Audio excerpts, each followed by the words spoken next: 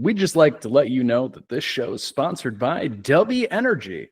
W Energy, the sugarless, all natural energy drink that you should be going and buying and using code Oddcast to help save yourself 10% off your next order. So go on over to W.com and use that code.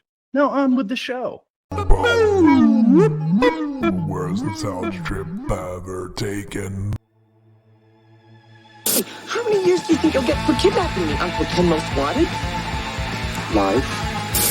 Family entertainment. Who gives a shit? So you're trying to tell me that all these deaths are accidental? Let's think we're all idiots here or something. Hey, wasn't that fun in an awkward sort of way? Then I looked at him, bam, 2 days later, as good as new. You believe in this? I'm making a buck here. You want books? I got books. The rumors that you're mentally imbalanced. Who the fuck said that? I'm not mentally imbalanced.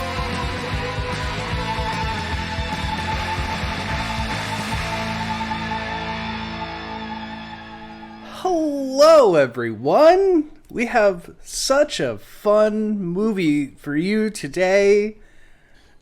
A movie that gave me nightmares when I first saw it. Hey, that's everything I've ever watched. So, what can I say?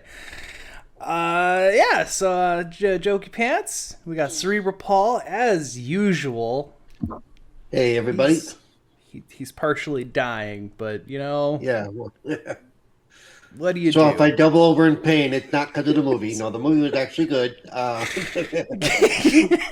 Yeah, it's not because of the jokes we make. He's can't catch a break.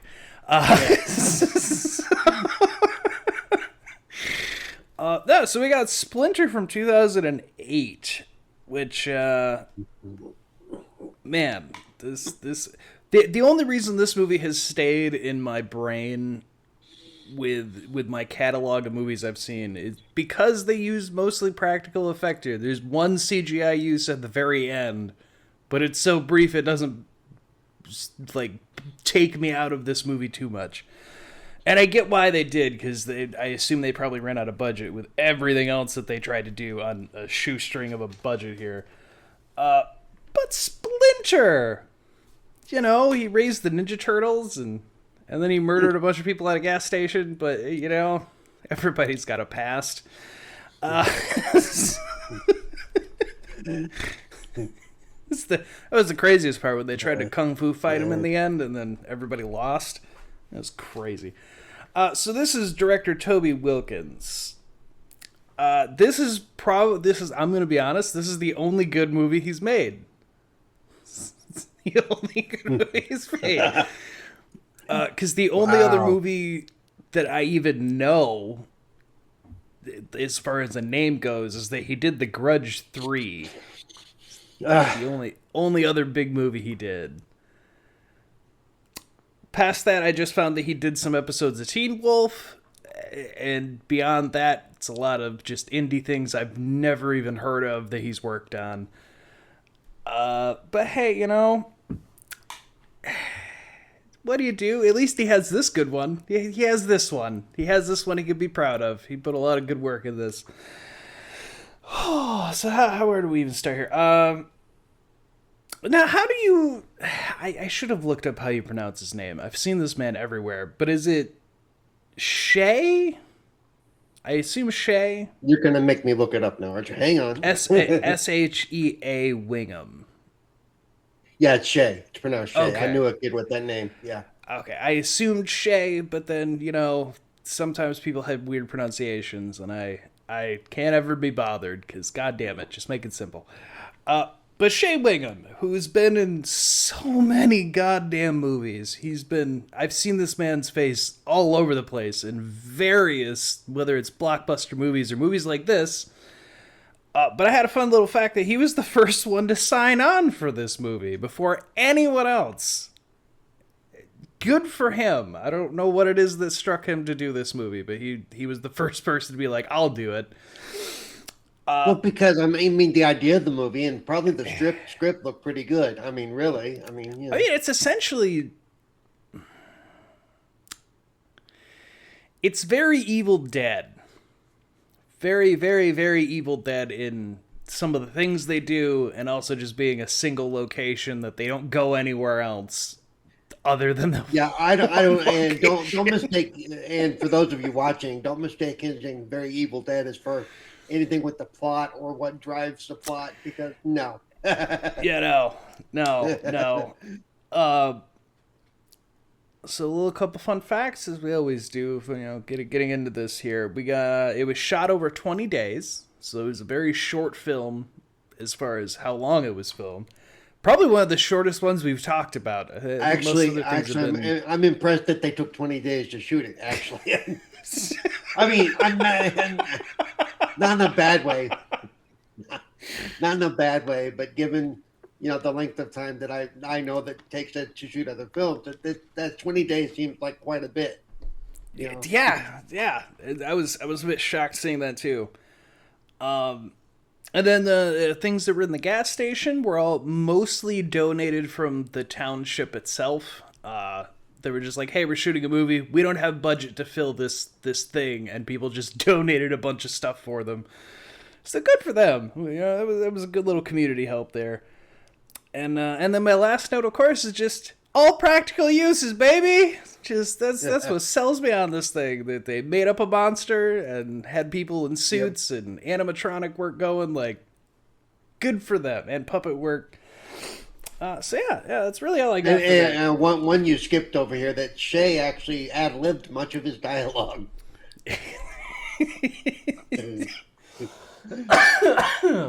Which is actually the sign of a good actor. If he knows he needs to get from here to here, and anything he says in between doesn't matter, within reason, That's fair. I forgot to write that down. But no, the Splinter, it's how to explain this? It's creature feature. It doesn't really explain itself, which I find interesting. It's very true. It doesn't give you an explanation where this thing came from. There is some talk of what it possibly is, but they don't give you. It just kind of comes out of nowhere, kind of. It does actually. Yes, it does. Yeah. So this movie, we start right off the bat. We open on the Sherman gas station, and it just looks like every gas station from back home if you're driving down the back roads. I had this note in here for the opening to this movie because I recognized the guy who is the gas station attendant in this opening, and I thought it was somebody else at first, and then I had to look it up. I'm like, no, he looks very familiar. Where the hell have I seen this guy? It is Charles Baker, who most people would probably know this man as Skinny Pete from Breaking Bad, one of Jesse's three friends. I forgot he starred a little role in this thing. He's not in it very long, but this is like right as Breaking Bad was starting, so I'm going to assume this was probably around the time he was doing auditions for that, and they probably used this as like, I can act, which good for him. He got into Breaking Bad and he lasted for the whole thing. Good for him. But I thought it was a little funny because they both started in 2008. So, but yeah, this so could have he's also been a guy helping a friend do a thing for a quick scene, because he really wasn't in the movie at all. Yeah, no. He's just in the opening here because he comes out of the gas station and he's going to enjoy his day, I guess, because it's just a middle of nowhere gas station. But he gets attacked by a raccoon that's not a normal raccoon, and then it immediately cuts away. But he just gets mauled by a raccoon. And they don't show you much of anything. It's just that it's a creature of some kind and him screaming, and then it's a lot of just cut into a black screen of credit and then back to him. It can be a bit jarring, and it'll make you go, what the fuck is actually going on? I couldn't tell you what's actually going on. And you're right. I think that was their point. That was their point. We're going to let you know right away that this, Yeah, there's a creature, but we're not going to show you what the creature is yet. Jesus.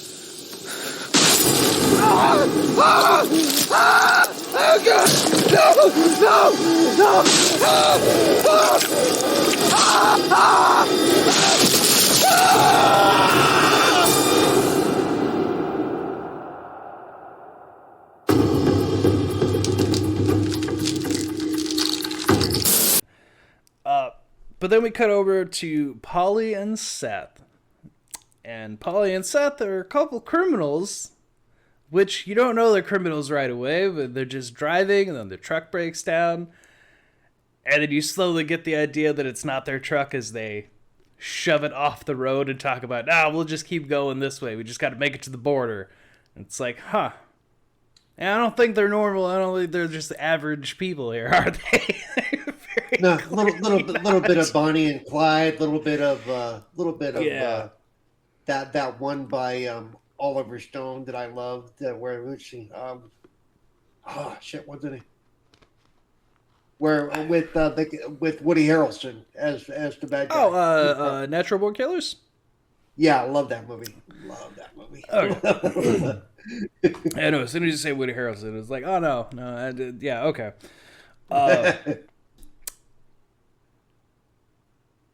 Or sorry, that's Lacey and Dennis. Sorry, Lacey and Dennis. Polly and Seth are the married couple that we get introduced to, because they're going out on a camping trip for their anniversary. Because that would be, because have the whole idea of being under the stars and whatnot to bring in an anniversary, which it's an idea. But unfortunately, Seth is a city boy, and he absolutely hates that they're out in the wilderness. So he sabotages so we know them. Where's the pants in that family? Yes.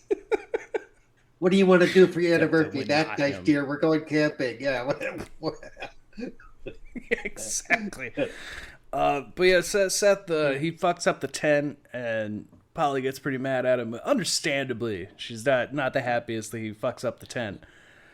But then he convinces her, see, we can just go to a shitty motel. There'll still be bugs. There'll probably be a hole in the roof, so we'll still see the stars. It'll all work out. We just don't have to be outside for it. Admit, that's awesome. Okay, you gotta say, that kind of... Pause this here for 2 seconds, okay? Just go with me. Okay. We get to stay at a ghetto-ass motel. There's gonna be bugs everywhere. The AC will probably be broken. My point is that it's going to be every bit as uncomfortable as sleeping in the wilderness, so why are you complaining about it? Well, do you think they're going to have holes in the sheets? Well, we won't stop until we find a place that does. And if we can't, I'll just poke holes in it myself. Love you. Hey everybody, I'm just hopping in here quick to let you know that you can get all the CLTD books on Kindle and Amazon.com.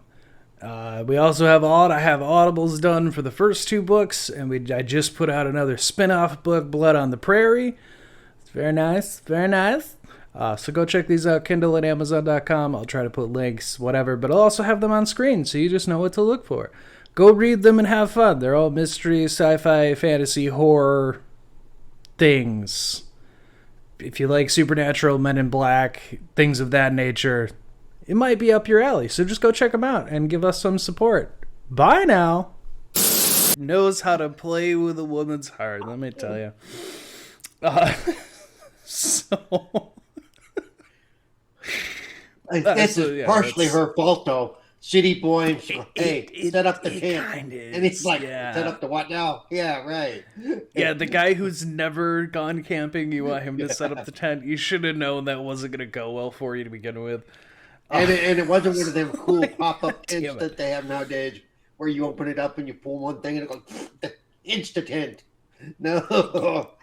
Yeah, no, this is gotta get the poles, connect all the poles, put them through little tiny holes that then make the arches. This is not what City Boy should be doing. No, City Boy had no business. No.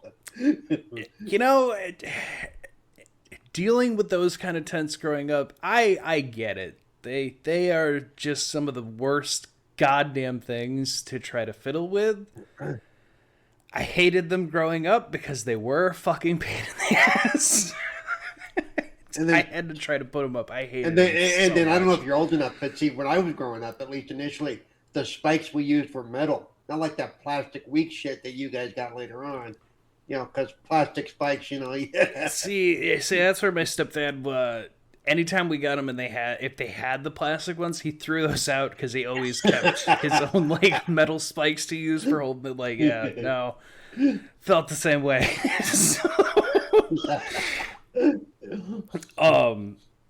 So at this point, they're driving, and Seth is like talking about how he knows how old the trees are because of how big they are, whatever. He's super nerdy, but he hates being outside, which almost pisses me off that he's trying to give her outside No. What that means is, come on. That means I've read a lot of books, but that's as close as I've gotten. Okay, that's what. That's probably fair. That's probably fair. But as they're driving, they come across Lacey, who tries to wave them down, and then Polly, she's just being nice. She's trying to be a good Samaritan. Not, you know what? No. Let me tell you, anytime I've ever been driving down a road, whether it's the highway or the back roads like this, I do not stop for people I do not know. Do I know you personally? You're on your fucking own, buddy. Like, I'm not stopping. I'm sorry. You're on your own. Not my problem. For this exact reason. Shit. I was just looking at the guy who played that guy, and he was actually, he's done shitty movies, but he was actually in some big TV shows. Really? I didn't look too much into the guy playing Seth. Yeah, he was in Royal Pains, which ran on USA for quite a few seasons. Oh, shit, yeah. Yeah, it did. And, yeah.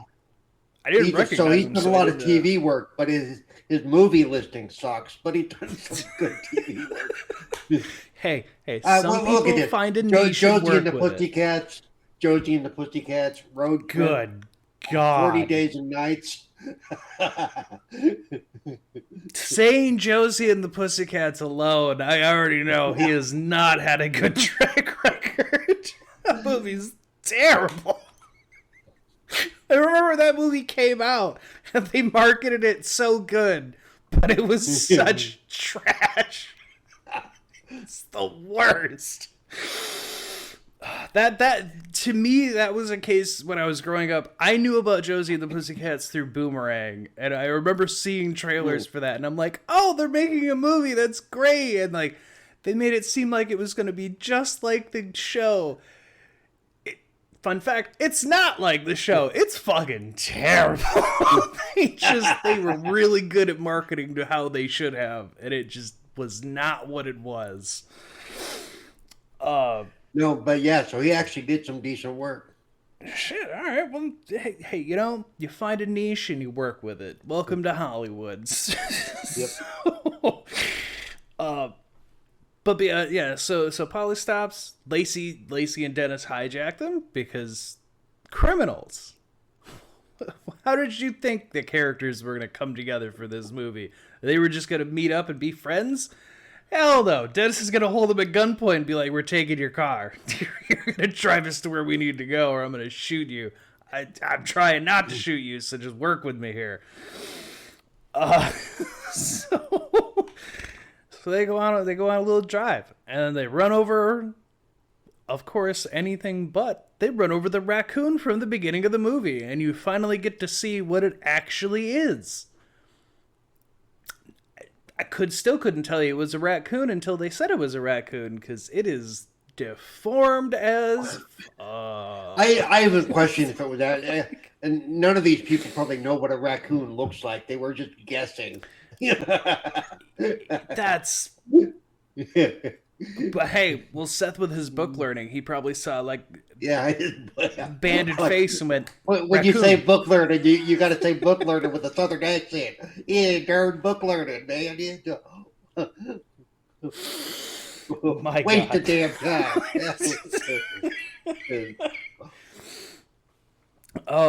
But yeah, they run that over, and it's absolutely disgusting. But it because it gets flattened. It has just pieces of it that keep flapping up and down. This is where we also learn, in case you couldn't tell by how Lacey looked, that Lacey has a bit of a drug problem. So to Lacey, to Lacey, it's her baby, and they need to fix it and get it back home to her and Pa. It must be hella drugs if you're looking at a roadkill splattered raccoon like flat out multiple pieces and thinking that's a baby. God damn. Those are some drugs right there, folks. I don't know what. Hey, fix it. All right. All right.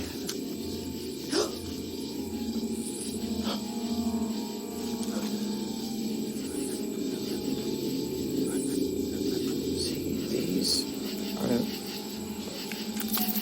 What is that?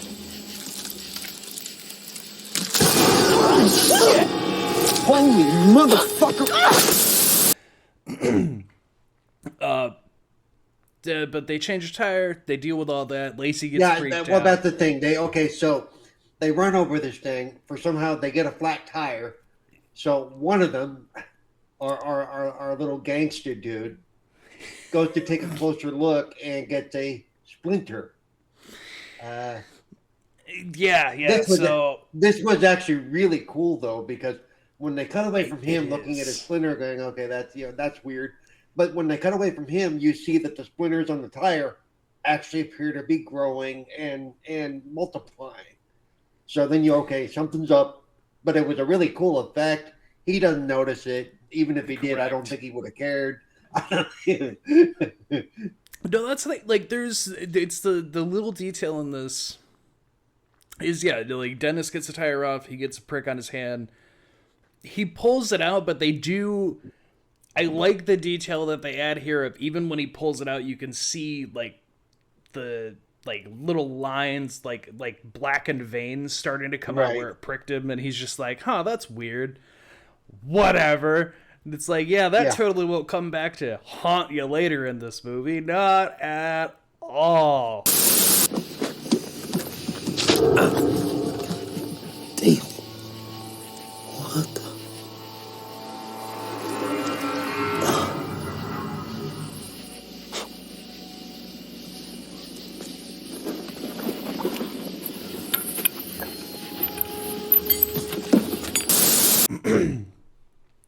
But Paul is correct here. When they go to leave, they give you like a shot of the tire itself, and you see the spikes that are in there from the raccoon because it's covered in these like black quills essentially. That they elongate out and they start to quiver, like start to shake, which is something that you'll see more and more throughout this movie. That's I guess some kind of sensing that this creature does is to shake its little quills to like sense if something's nearby. It's a neat effect, and it's an interesting little detail to have that it constantly shakes its quills when it's looking, which it's a neat thing. It's a neat little idea. So they get into a whole argument in the car. And Dennis is just straight up like, all right, Lacey, time to hit your crack pipe. I don't know. It looks like you need a little bit of a hit. You're losing it again. And I'm like, no, that makes sense. That makes sense. That explains a lot about why she's so crazy. So have a little bit of the hair of the dog that bit you, because I'm sure that'll make it all better. Yeah. Oh, did you think the roadkill raccoon was your baby? You need another hit. You're good. Just a little bit. Just goddamn. So they keep going. The radiator breaks because, of course, the car got to have something that makes them stop at a gas station besides gas. That could have worked too, but hey, the radiator blowing's that's good enough. They make it into the gas station, and guess what, guys? You guessed it. It's the gas station from the beginning opening of this movie. But they pull in, they start pumping. Dennis takes Polly inside to go pay, pick some things up. Lacey wants to go use the bathroom. And this is where everything goes off the deep end with this movie. because up until now, it's been rather mild. Like, okay, there's going to be a creature of some kind. The raccoon gives you a hint of that. The tire thing. And then this movie just goes, did you think the raccoon was disgusting? Wait until you see how this thing actually does to things. Because while Dennis and Polly are inside buying some snacks and whatever, pay for gas, Lacey gets up to the bathroom and she finds that gas attendant from the beginning of the movie. And he doesn't look so good. he don't look so good. And it turns out he's... God, he looks like a zombie just covered in black quills. And his, like, arms shattered. He's got, like, bones sticking out where his arms have been broken and shit. But he straight up looks at Lacey and just tells her to kill him. Which, of course, she doesn't, because she's a crack addict. So she immediately freaks out and runs away. Which is unfortunate, because the gas station attendant's now dead, and the thing that has infected him has taken over, and it's about to come hunting for more food. Unfortunate for everyone here right now with a vehicle that doesn't work. But we also cut inside to the gas station. We get just fucking Dennis just starts taking things and eating them because no one's answering him at the counter. And he's just like, fuck it, we're gonna pay for it anyway. I don't give a shit. It's not my fault he's not here. We've been waiting. We've rung the bell multiple times. It's not my problem.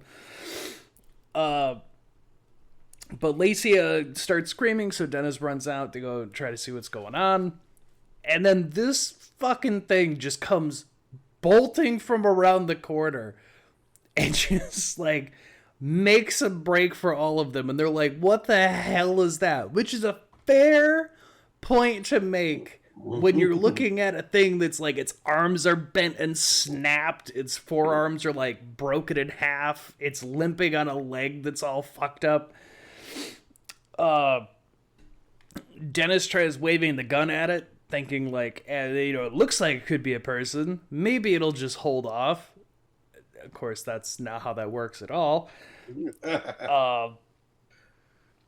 It ends up, it like slashes up Lacey and sends her off and just kind of pushes her off to the side. And then it runs for the car.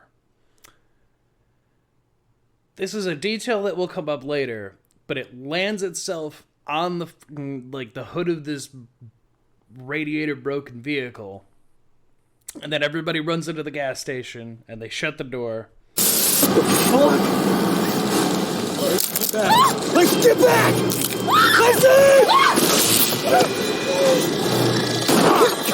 Run!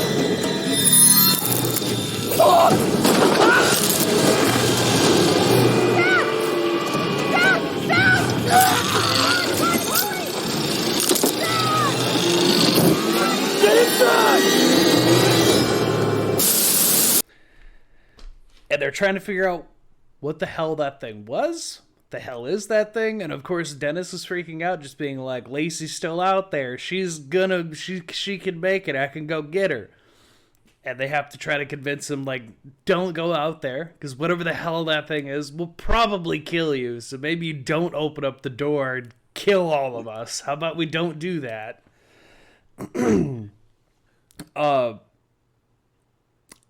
This is where this movie gets interesting.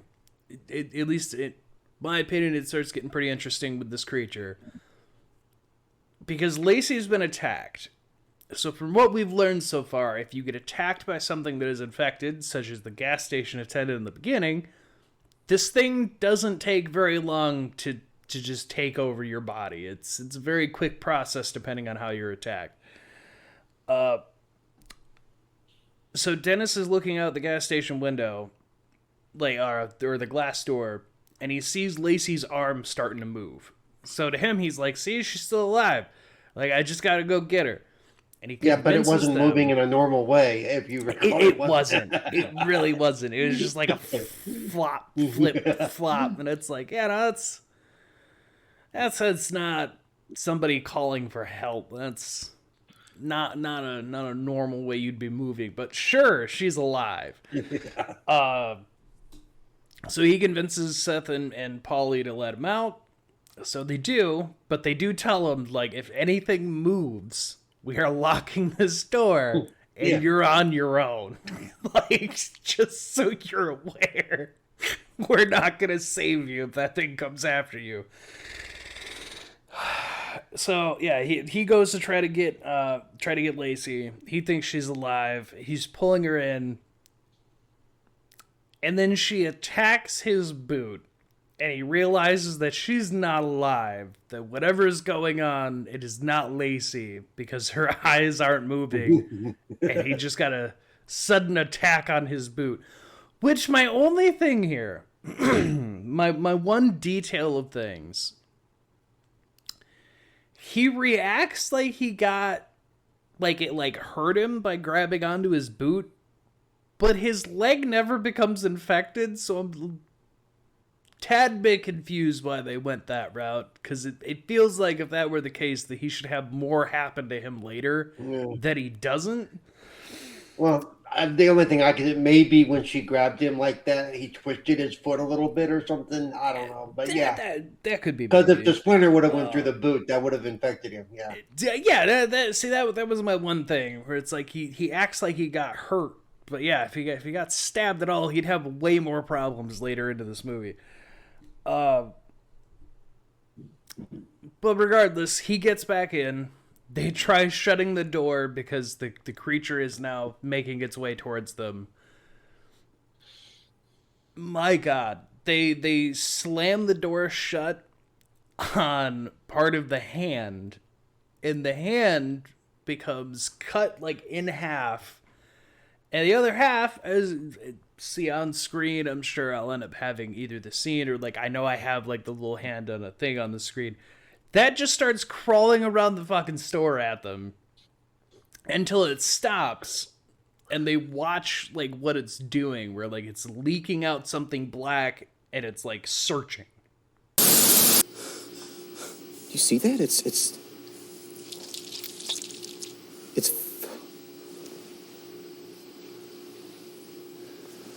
metabolizing.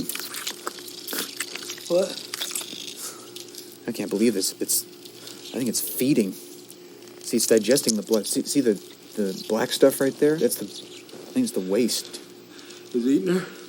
No, it's absorbing the nutrients on a cellular. It's more like a mold, I think. I actually thought this was really cool. This whole sequence. I thought that was it. This whole thing here, it's a very neat explanation of what it's doing. So since Seth is our book learning boy, knows everything about nature but has never wanted to go in nature, he starts looking at it and he goes, you see the way that it's looking for the blood on the floor, like fresh blood. He starts talking about, like, as it sucks up any of the blood, it's spitting out this black liquid. So basically he tells them, like, it must be some kind of fungus or something of that nature where it's feeding on things on a molecular level, and the black ooze we're seeing come out is just the byproduct of after it's sucked out every bit of nutrients from anything it gets a hold of. He's like, and it's leaking black, meaning that it's eating from the inside out the thing that it is infected. So like that little piece of hand is oozing black because it's literally eating it at a cellular level and spewing out the byproduct. What a laugh this episode is. Boy, if only I knew where to get more Oddcast episodes. That's right, you can go over to patreon.com/oddcastn for just $1 or a 7-day free trial, see how you feel about it. But just $1, I'm not even making that up, just $1, and you can get access to all of the Jokey Pants Has Bad Taste early and anything else that we might do. I would say you'd get What an Oddcast early, but scheduling with that is typically just the week before it has to come out, so not exactly easy to get that up unless you just want it like a day early. Then I could probably do that, but that's the best I could do. Best I could do is a day early. I'm sorry. But go over there, patreon.com/oddcastn. Catch you on the episode. Goodbye. How does it find them? How does the hand keep tracking them? That is something they don't somehow figure out till later, but I'm like, actually he does figure out the hand is following him. Remember, he started moving around and the hand would shift location. See, that's the thing. He's like, oh, it's following me. I wonder how it's doing that. But like, they still don't fully figure it out. They don't explain it, but they do show it, which was kind of cool. But it shows that even as a part of the body, it doesn't need a head, it doesn't need its eyes, it doesn't need. All it needs is those little black spikes, and it can track whatever it is it wants to find. Which is terrifying as a creature. Like, you don't need to. It doesn't need to be a full-bodied thing. It could be just the tiny little thing. And as long as it can sense you, it's going to attack. And if it hits you, you're dead. Yeah. As soon as I saw the half a hand running out, I'd be like, oh, we're fucked. No, it's like, oh no, so we're dead. So everybody say your prayers. We're already dead. But yeah, he does. Seth does a couple experiments like that where he's like, he like dances his head back and forth and then moves around, and he's like, yeah, it like follows us. That's weird. And then they drop a bag of charcoal on it, and they're just like, there, it's fucking dead and dealt with now, huh? Yeah, like it's a bug, right? Even I would have went like, no, I don't think so. We just get separated from the rest of the body, and it was dropping a bag of charcoal on it isn't gonna do shit.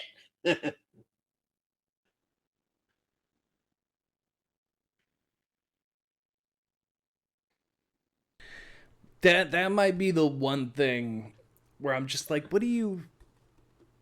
why? Like, why would you think that dropping the charcoal, like, you chopped it in half with the gas station door? Do you think the charcoal was gonna stop it? Like, come on now. Swish it like a bug? Yeah. Good luck with that. Yeah. But they just kind of subdue it for the time being, and they're like, fuck it, we'll deal with that when we have to, perhaps. And then they try to figure out really what they're going to do.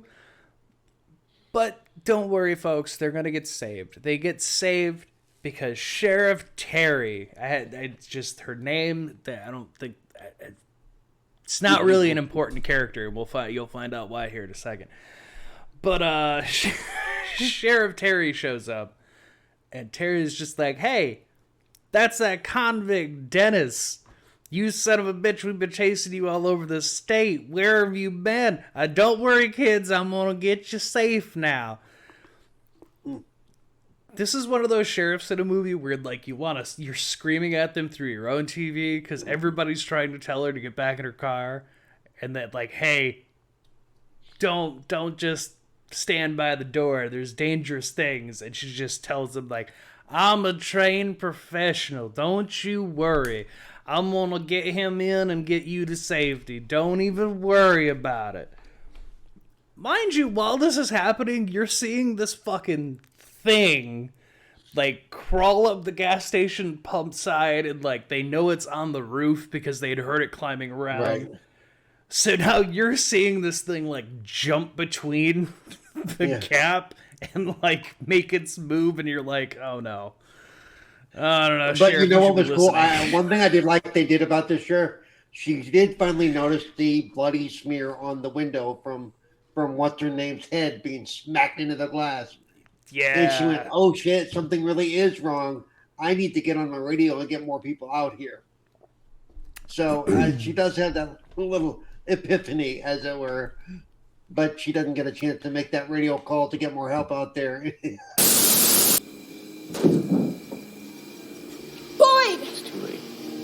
Boyd, are you there?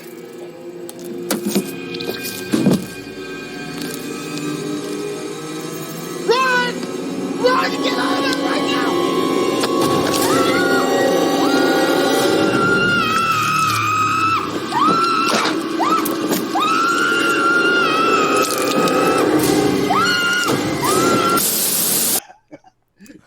So another detail before Sheriff Terry fully shows up here, the body on the car takes Lacey's body, and they start to morph together, and that is when it climbs to the roof and it like morphs. It's absolutely disgusting and terrifying at the same time to know what this thing does when it gets more than one thing. Terrifying. But yeah, the sheriff notices all the blood on the window. She's just like, hey, everyone calm down. What the fuck happened here? Blah, blah. And then, unfortunately, as I said, she should have just listened, because this thing, like, it doesn't even jump down. It just, like, lowers itself down quickly like a fucking snake and just rips the sheriff in half, which is such an over-the-top kill to have.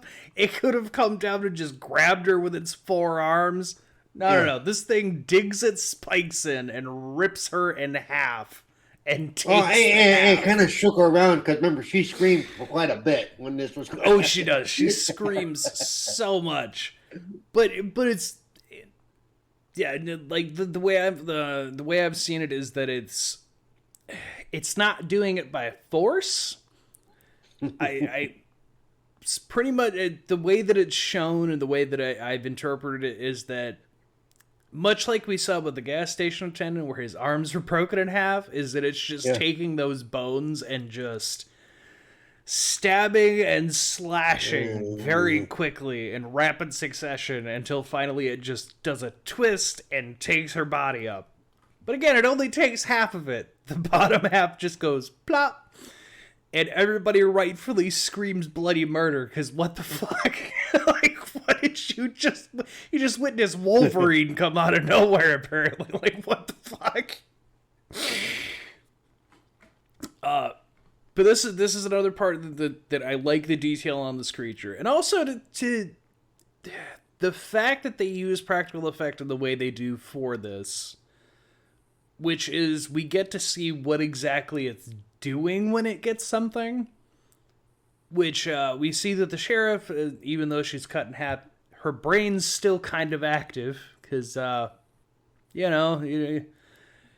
slowly shutting down. Unfortunate for her, because we see little black tendrils that start to go from the main body mass to her new half of body, and we see it's just like pulling her in to make her a part of this monstrosity it's making. Which, again, I like the practical effect use here of, like, these little black tendrils that are shooting out and, like, pulling her in. And also, it's just a neat little thing. You know what it kind of reminds me of? Did you ever? I'm sure you've watched the remake of The Blob, if not the original. Yes. Where as it takes in more matter, it grows bigger and bigger and bigger. I think that's what this creature was doing too. Yes. And if left to its own devices, it's going to get very big at some point. Yes, everyone that it deals with, it, like, anyone it kills, anything it kills, it seems to add it to its overall mass, so it's just making this absolute monstrosity that by the end of the movie, almost like a human centipede. She had started to call in back to the station, so our trio left in the gas station. After being traumatized and horrified by whatever the hell that just was, they realized that the walkie-talkie is still on her body. Like, her comms are still there. It didn't go with the top half. So they immediately start making a plan of, if I open the door and reach for it, maybe I can get it before it gets me. And rightfully so, Seth and Polly immediately are just like, no. Did you see how quickly that thing came down and snatched her up? And she didn't even have time to really shoot the fucking thing before it ripped her in half. I don't think we're going to grab that before it can come down and do the same to us. Which is fair. This thing moves faster than you think it would. So they start making a plan.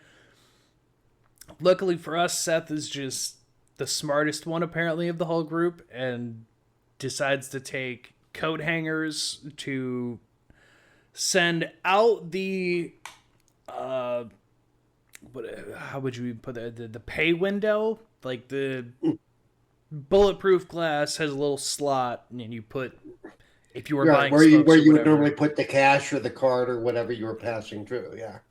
Yeah. But he puts a bunch of coat hangers together and he starts hooking that through, and he does get the walkie-talkie. It is unfortunate for them though. This thing is a creature's absolutely fucking. I say this thing's absolutely terrifying for the fact of not only is it just going to be able to track you even without being able to see you, it is smart enough to recognize looking over the side that they're pulling something towards the building, jumps down and proceeds to go, oh, there's a hole in the wall here, and immediately just shoves an arm through. Is like, oh, okay, well, I can get you this way then.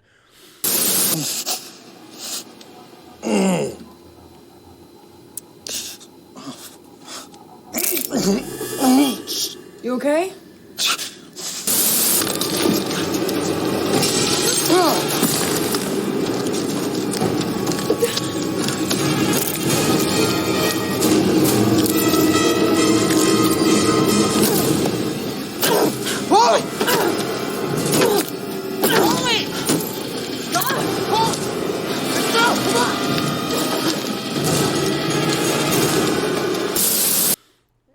Which, of course, everyone freaks the fuck out, and they start, like, hitting it with a baseball bat. They're, like, got a hammer. They're just anything they can.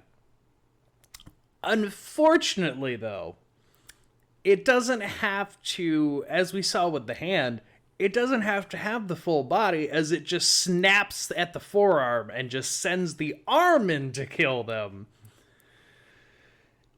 And then we proceed to get an arm and a handed forearm that, like, chases them through, chases them around the gas station. I like this effect. I like that I like the practical use of it, but I like the design of it. Like, it's not just a hand, but it's got, like, split in half. It's got, like, tendrils in between the halves that are splitting, and it's got the spikes. And also just the added detail of how Seth had said that it's eating things that it's slowly but surely from the inside out. You can see the bone of the forearm, but all the flesh is just gone, so it's just floppy skin just hanging everywhere. Because again, it's eating everything that it's consuming, it's coming in contact with. But yeah, it chases them around the gas station. Dennis disappears because Dennis is smart enough to get into the cooler that's in the back. Polly and Seth don't do that, and instead get into a fight with this thing by, like, holding a little, like little grating in front of it and just pushing it back. And Seth's just like, I'll hold it off, you get going. And I'm over here like, is there not another bag of charcoal laying around? And you just another bag of charcoal on it? It worked great last time. Oh. But, yeah, so obviously I think you all can tell where this is going to go from here. Dennis opens up the freezer door, lets them in.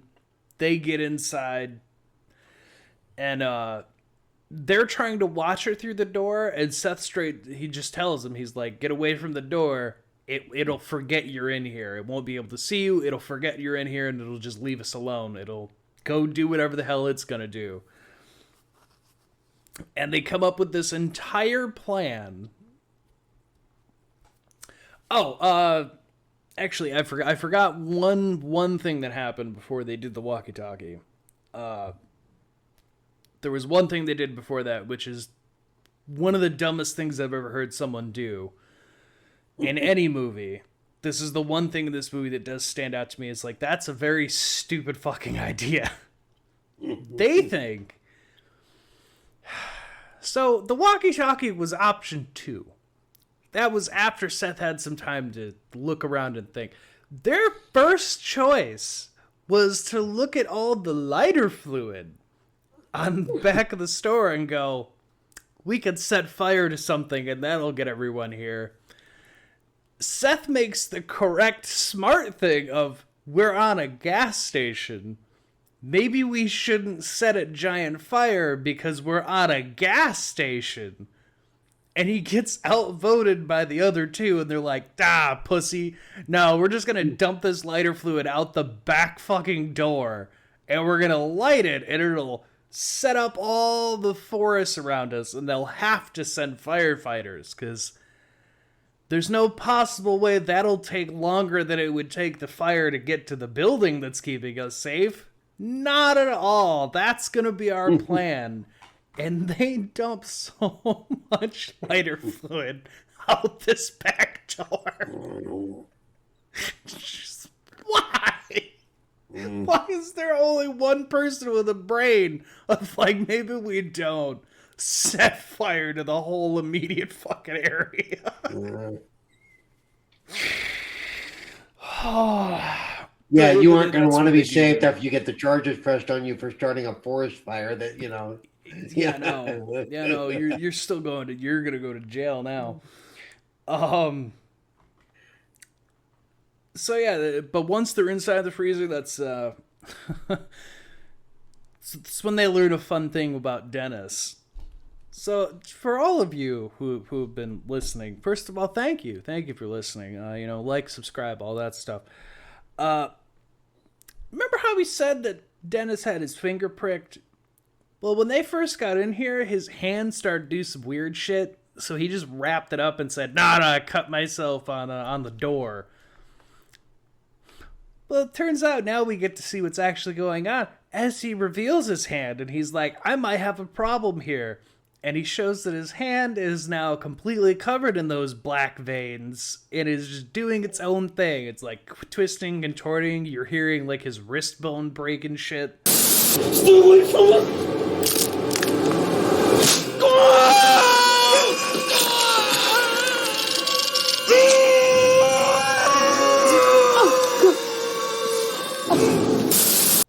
His hand has become completely infected, and it has moved up his forearm, so he's losing control of his own limb, which is terrifying. This is also where I say Evil Dead definitely inspired, because this is the whole Ash's hand is going evil thing. But unlike they Ash, didn't pause it to light him on fire at that point, which I might have done, Yeah. Honestly, if I were Dennis, I would have just handed them my revolver and been like, with how far this infection's got up my arm, just kill me. Just kill me and throw me out of the freezer, because I'm probably not going to live what you're about to do to me. It just, goddamn.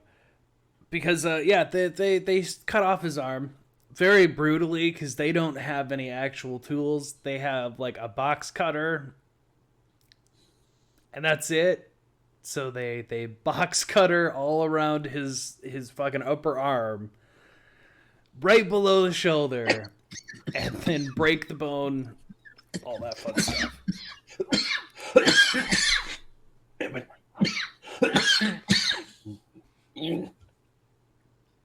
Sorry about that. You're all good. You all right? Yeah, put it this way: if I die on camera, you're gonna get a lot of clicks. So. I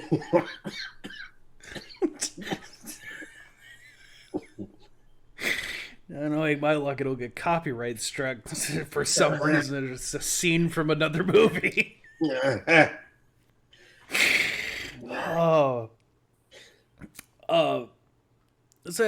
they cut off his arm. They half-assedly wrap it up. By the way, which was really gross. By the way, I cannot imagine the whole hacksaw thing. Ooh. Yeah, no, and it got pretty visual too. It really did. It really very brutal. But this at this point, this is where Seth gets the idea to check the cameras, because they had seen that there was a camera system at this gas station. And they don't see the arm anywhere, so they're just like, maybe it left out of the store because it couldn't find us, went back to the main creature, whatever. So they sneak out of the cooler, and they get up to the front, and they start looking at all the cameras, and they start rewinding the tape back.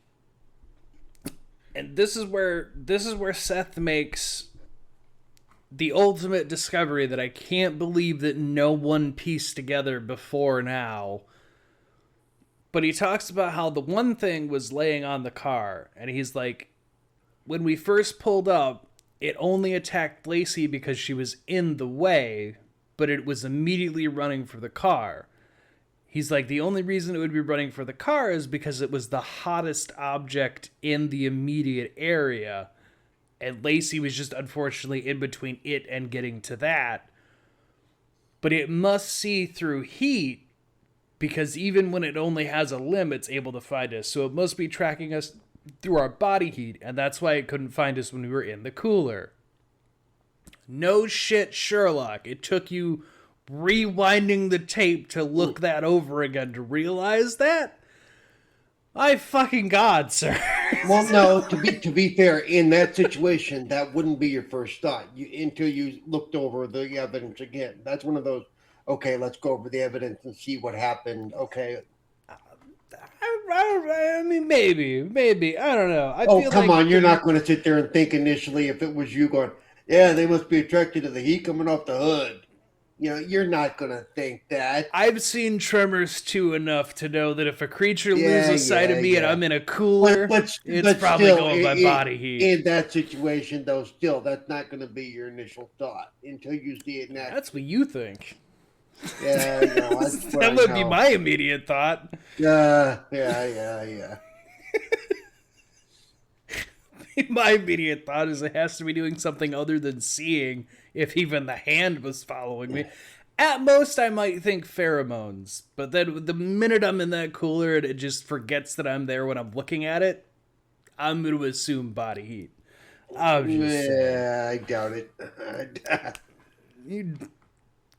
We ever get, you know what, the next time you have a creature hunting you down, don't come crying to me to help. Again, because when you're in that kind of a fight or flight situation, you're not thinking things through, and you're not, I mean, that's a bit fair, I suppose. So this Seth once again comes up with a game plan, because he comes up with a game plan of anything for this group of this movie that doesn't immediately kill them. But he looks at the outside temp, and he's like, it's 93 degrees outside. If I can get my temperature below 93, then I should be able to walk to the car. And the human body can go down to like 91 or whatever. He's like, it'll be just below the temperature outside before it causes permanent damage to my body.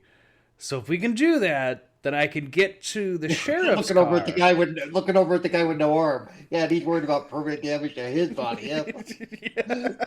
I'd be like, if this hand still had a finger, I'd be flipping you off right now, dude. Yeah. Yeah, seriously. I think we only in 3 seconds. You said so yourself.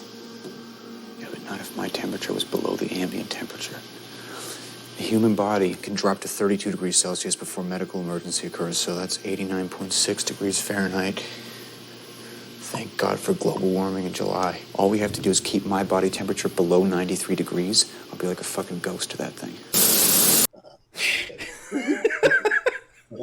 Yeah. Say that to my cut off arm. Douchebag. But yeah, he's gonna get to the police car because the sheriff's radio would be able to call back. He's like, she started to call back to the station. If we call and tell them that she's, not here because she got attacked, they'll send an immediate response. By the way, I do want to point out that the police force in this area, they suck.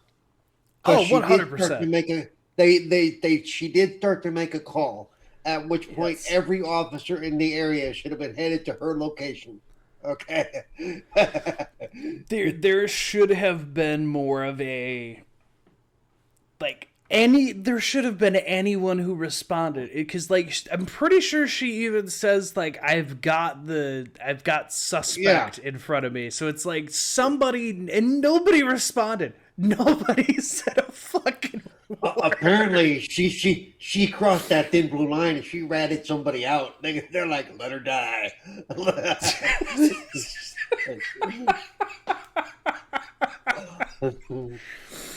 Oh. Yeah, she told him about that moonshine time business to project here. Let her die. Yeah. She tried to stop them good old Duke boys. This takes place over another 20, 40 minutes and nobody shows up. It's like, holy shit. Yeah, nobody comes to their aid. Yeah. It's the Who did you terrible. piss off? Dude, no wonder no wonder Dennis has been able to just run across this state to go wherever he's going, because my fucking God, nobody answered her calls. Right. They must be looking nowhere then. Maybe it was donut break time. They were all at Dunkin', They were all... Which is another detail that Dennis brings up about. They're like, well, there must be a blockade somewhere, because they assume you're going to Mexico, or they assume you're going to Mexico. So they're going to be near the border of the state anyway. So they have to be nearby. And that's when Dennis tells them, actually, they think I'm going that way. I've actually been going the opposite way the entire time. I told everybody I was going to Mexico, so they would assume and do that. I'm actually going to Canada, so I'm not going anywhere they think I am, so they're nowhere near where we are, actually. And I'm like, son of a bitch. Movie has to have a reason for, everything, apparently. So yeah, they do the lower body heat, which is they go in the cooler and they just surround Seth in a bunch of ice, and there's just a thermometer there. First of all, sir, I can't imagine that thermometer is being used for human use. It was probably being used to temp the dairy or various things they had in that station. So the fact this man just pops it in his mouth, I'm just I can't imagine that's anything. You know what? Want to put given what's going on, E. coli is the least of his problems. And you know what? That's fair. That's probably fair. But yeah, they get his body temp below 93, and Seth starts making his way out to the sheriff's car. The problem, in case you couldn't piece together the problem with this plan, when you're freezing to death, you're very slow as all of your muscles are starting to just stiffen. So Seth is just shuffling his way while holding a bag of ice. One downside to his plan, you're not very fast.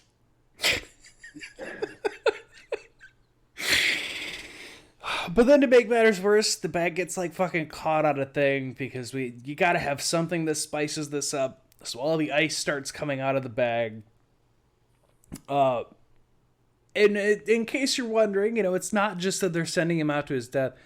There's apparently just firecrackers in the store too, which, you know what, I'll let pass, because it is a backwoods gas station.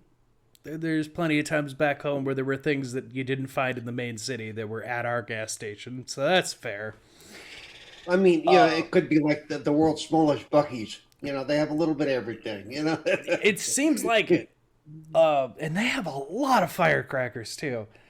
Because they just toss them out the back door, because it'll be hotter than the outside, and it'll basically pull the creature to the back of the store so that Seth can make his way to the sheriff's car in the front.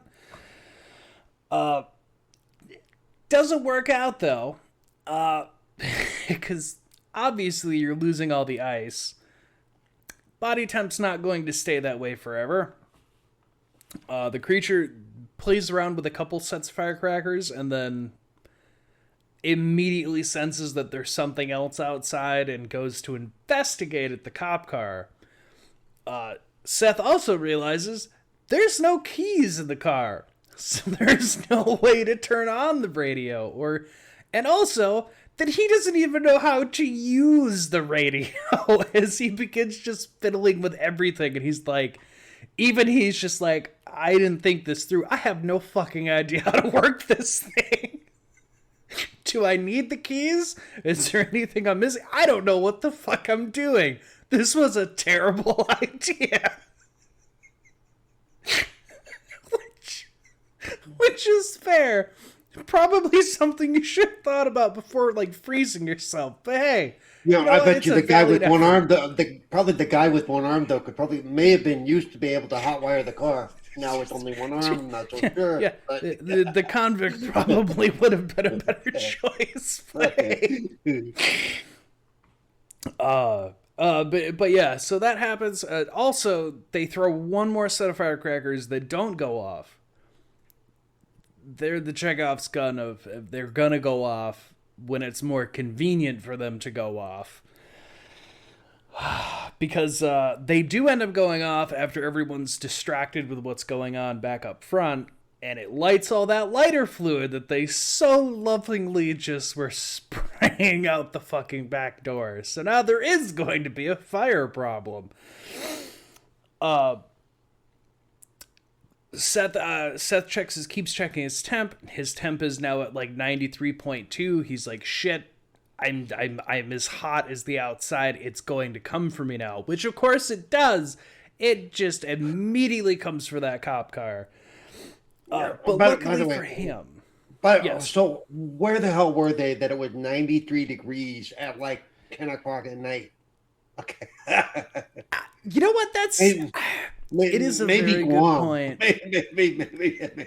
Not even here. Like, I don't know where the hell they are. Because, like, so here in Guam, it's tropical. It's hot all the time. It's humid all the time. But even at night, it only gets to maybe 82, 83 at like the highest. Like, nighttime typically drops down to like 76. So I don't know where the fuck they are that it's 93 degrees outside that late at night. I couldn't fucking tell you. And realistically, there's no way you could drop your body temperature enough to be colder than the outside air almost anywhere, okay? No. No. It's like, I was expecting... Here's the thing. I thought they were going to just straight up pull a Tremors 2 and just spray themselves with a fire extinguisher and be like, the coldness on the outside. They didn't even do that. They were just like, it's 93 degrees outside. We need to just go bury me in ice. Like, I'm sorry. What? Of all the things in this movie, that is the one thing where I was like, what the fuck are you talking about? Because to really go through that logic, it might have been better just to strap ice bags on his body all around. That would have been a better choice than just freezing yourself in the cooler and then trying to carry a bag of ice. I think strapping ice bags to you would have been a better idea to try to mask your body heat. Anyway, but don't worry, Seth doesn't die here because Dennis, realizing that Lacey's dead, he's missing an arm, he's actually 100% just going to bleed out in this fucking gas station. He steps out with the handgun that he's been carrying around, his revolver, and he starts firing at the creature and getting its attention away from Seth so that he can run back into the gas station. Not how that works at all, though, because the creature's faster. It's also in between the two of you. So, yeah, the creature ends up getting in. And it trashes the place. It almost gets both Dennis and Polly. It just about fucks them up. It does get a couple some swings on Dennis there. They get back into the cooler though, and they shut that door. They're just like, we're just gonna be here. But oh no, Seth is out there. We need to go get Seth. And I'm like, just consider him dead. Just consider him dead, Polly. He's outside with the monster and you're not. He's dead. Don't go for him. He's fucking dead.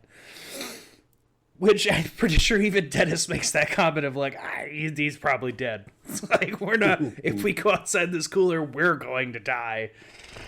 But don't worry, folks, because Seth comes in with a shotgun that he pulls from the cop car, and he comes in like a sterling hero and starts firing into the monster to keep it off of the cooler. Paulie and Dennis come running out, and everybody goes to make a break for just getting the hell out of there, but they all kind of realize there's no escaping, so they're almost just accepting that they're going to die. It doesn't matter what they do at this point, they're probably going to die. But that's when Dennis takes the shotgun, and he just, again, he realizes he's going to fucking bleed out. He's missing an entire goddamn arm, and has no real way to stop that. So he's. I'm impressed that he's still conscious at this point. Actually, something about this. He decides to take the hero road, and he sends them running down the road, and he's like, "Just go find help. People will be here soon." And he starts firing into the creature. He shoots the gas can the gas pump. And this is the only CGI use that they actually had in here, because I had to double check. Because like watching it myself, I'm like, I know there's a lot of like just practical thing. This was 100% the only, like, clearly they use CGI here, as the creature like stands up and you see the different segments of the bodies it's been putting into itself.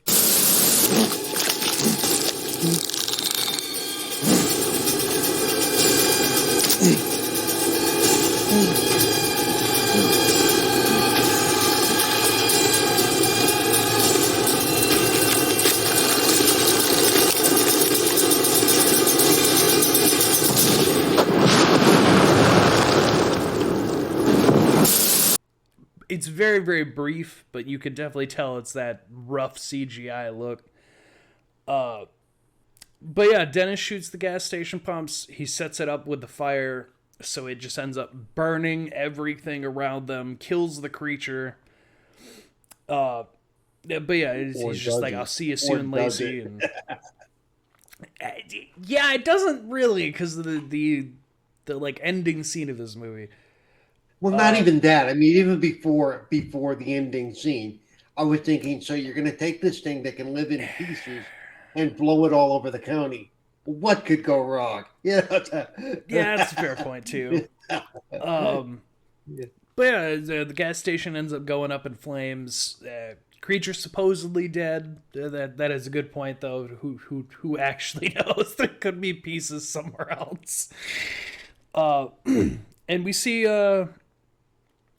Seth and Polly walking down the road, and they may start making jokes about what they're going to do for their next anniversary. Will they ever go camping again?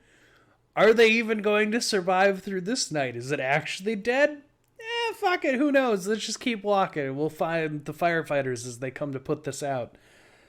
But that is where the movie actually ends, though. That raccoon from before, the one that's all flattened and destroyed, we see that it moved to a tree, and essentially explaining that that's how it had gotten the raccoon to begin with, is that it's a fungus, so it's just attached to a tree waiting for something to come near it so it can lash out and continue its work. So it's not really dead. It's still going to infect something at some point. It's just biding its time. But yeah, that is Splinter, the creature feature of. It's worth at least one watch if you haven't seen it for yourself. I'd say just go watch for yourself at least once. Yeah. It's not the worst you've ever seen. It has a lot of good effects in it. They for not really having a budget and trying to do this all last minute the way they did, I don't think it turned out that bad. I think they actually did pretty good with a creature that very fucked looking, very terrifying. But yeah, it's got a mix of it's got like your Evil Dead tones with the hand that comes to life and the hand that's on alive on Seth or on Dennis when it's turning. But it also has like if you like The Thing, with something that just keeps assimilating more creatures into itself. It's got a mix of a couple things, but I think it does all right for what it is.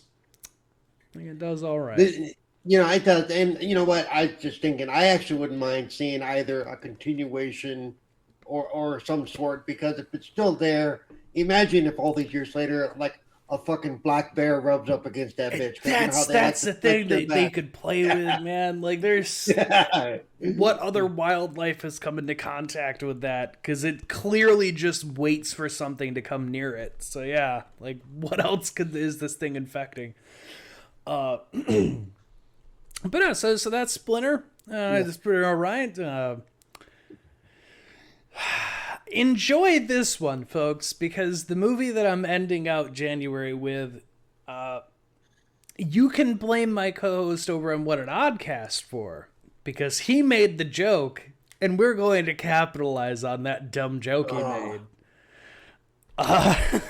You're going to make me want to come over to one of those shows and give him shit after I don't know what movie you're talking about, but I think I'm going to want to hurt somebody.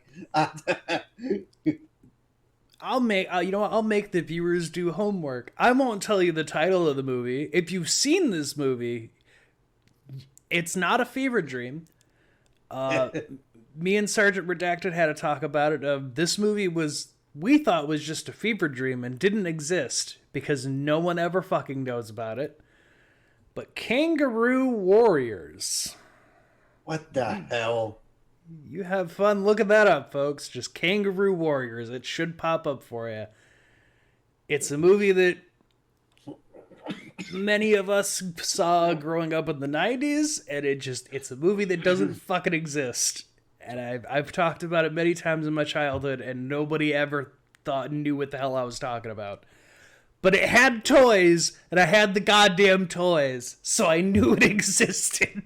Wow. So it always made me mad. But Maverick made the joke that it's a creature feature. It's not. But because he made the joke, we are going to do that now. So he's done that to us and himself. So stay tuned for that next week. And yeah, man, welcome to 2026. It's all these are coming out. This will come out towards the end of January, but hopefully the year started off good, and towards the end of January we're not all on fire. I hope not. I hope this gets to come out. Wouldn't that be? Yeah. Gonna need Steve Buscemi to go take care of an asteroid. So anyway, no, but folks, if I gotta sit and watch something called Kangaroo Warriors, which I can't find any information on, by the way. Yeah, that's just. If I gotta watch that, the world is not allowed to end until the rest of y'all suffer through that. Because I'm not wasting my time. Yeah, that's just a detail about the movie. That's not even in the title at all. That's just a detail about it. But to all of you at home, if you want all this content early, like we're recording all these, go over to patreon.com/oddcastn. We got all of them there early. They got What an Oddcast. You go check that out. Do that every week. Have a lot of fun doing that one. Also, I'm just going to put it out here because now that I've actually gotten it released, go check out the book series. You can find it. I have it posted up on our Twitter and all that good stuff. But the CLTD series, I just did a prequel vampire story that just came out.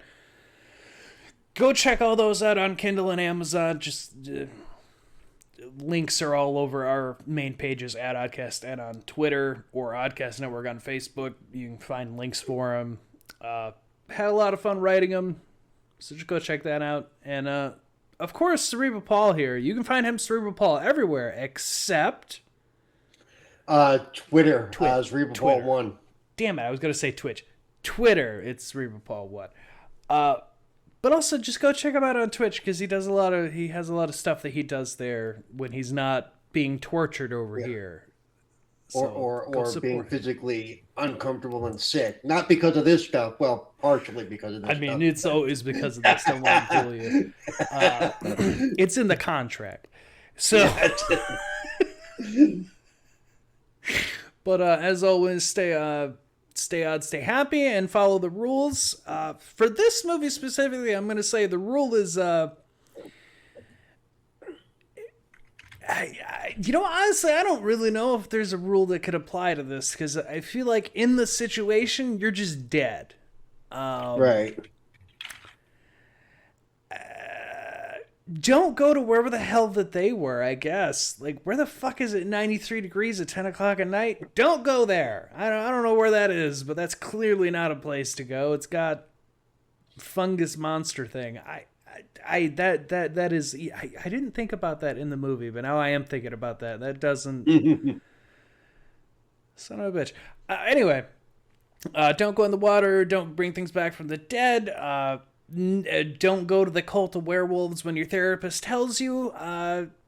Don't prank your friends as a serial killer, and don't betray the puppets. All that fun stuff. Stay odd, stay happy. We'll see you on the next one. Goodbye. Goodbye. That's a detail I didn't think of. You son of a bitch. Didn't think about that until you brought it up. Get the fuck out of here. Come on. Let's go. Go on. Get out of here.